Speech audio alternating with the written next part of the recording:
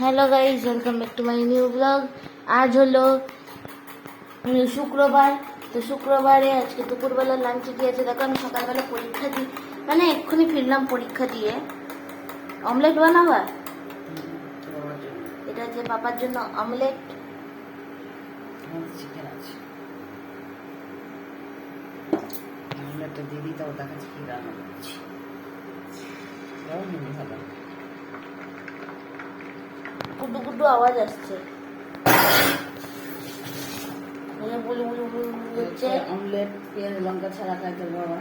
পাপা পেঁয়াজ লঙ্কা খাই না, ওই জন্য পেঁয়াজ লঙ্কা ছাড়া অমলেট। বড়ি দিয়ে বাঁধাকপির তরকারি, বড়ি বাঁধাকপি,